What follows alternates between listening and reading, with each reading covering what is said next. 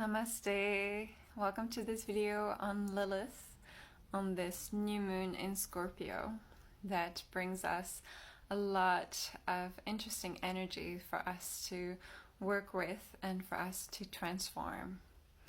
And so we're here to connect with Lilith, which is an archetype of transformation as well.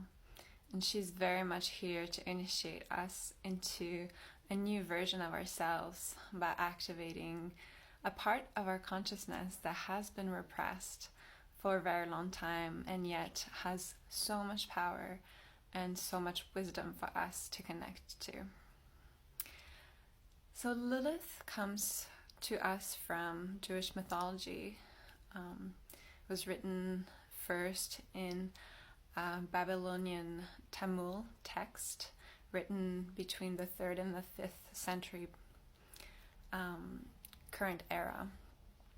So it's not from the book of Genesis, yet it refers to the Garden of Eden and the story of creation, and says that Lilith was actually the first woman ever made, and God made both Adam and Lilith out of the same mud, the same clay, and so they were made equal. And yet at some point they encountered an argument when Adam wanted to make love on top and Lilith refused. She wanted to be on top while making love. She didn't want to submit, which very much represents this attempt from the masculine, from this patriarchal impulse to dominate the feminine. And Lilith, coming from that matriarchal background connected to the earth, as we'll see the serpent and the tree of life, like the garden being her garden, the garden of Mother Nature, of the goddess, she didn't want to submit to these patriarchal rules.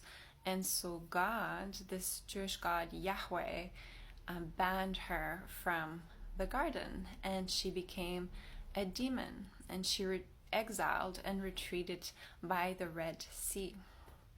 And there she started birthing all these demons, making love to demons and birthing all these demon babies.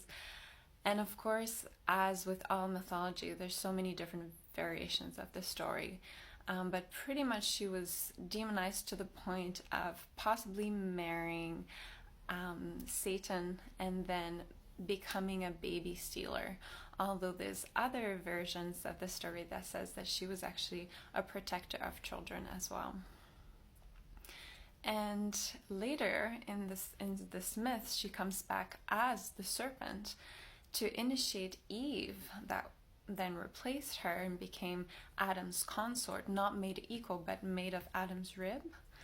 And Eve was very much this opposite type of feminine model that was more submissive and more compliant and more compatible with the patriarchal dominance and rule. And so Lilith comes back as the serpent in the tree of life that hands over to Eve the apple of knowledge for her to eat from.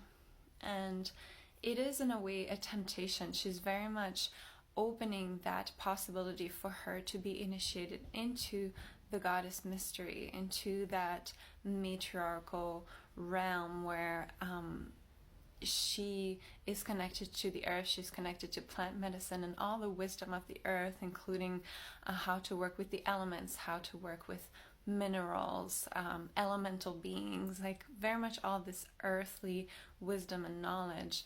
And Mother Earth herself is called Sophia, so wisdom. So all of that is very tempting for Eve, and Eve decides to eat the apple and offers it to Adam as well. And this is, as we know it, the original sin that makes both Adam and Eve cast out of the Garden of Eden. And for us to experience this duality where we know the difference between good and evil.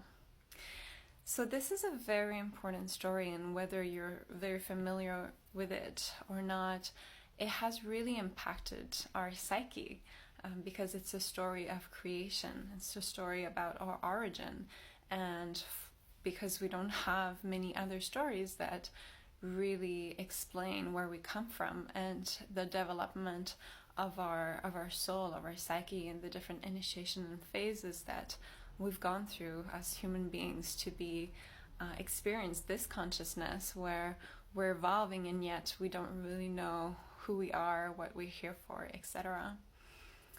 And so Lilith represents that part of us that has been repressed in all of us, that other half of the divine feminine. The feminine aspect of ourself is very much life, the mother energy, the nourishing, the garden, the protector, and also this dark mother as Kali, this aspect that knows death and knows when death needs to come, which is something that we find in nature. Nature always knows when to end things, just like the seasons bring transformation. So all these cycles of death and rebirth and transformation allow us to grow and regenerate. And yet our masculine aspect doesn't want that, because the masculine is connected to the constant. It's connected to the ego, the identification with the self, and it does not want to die. And so that is the aspect of us, our inner masculine, that wants to dominate death by fear, right? Because it wants to hold on and it wants to believe that it can eternally live. And yet, in the archetype of Lilith, that's where we truly find the eternal life, because she knows how to rebirth constantly, and it's very much shown through her in her ability to birth all these demons and yet to still maintain so much power.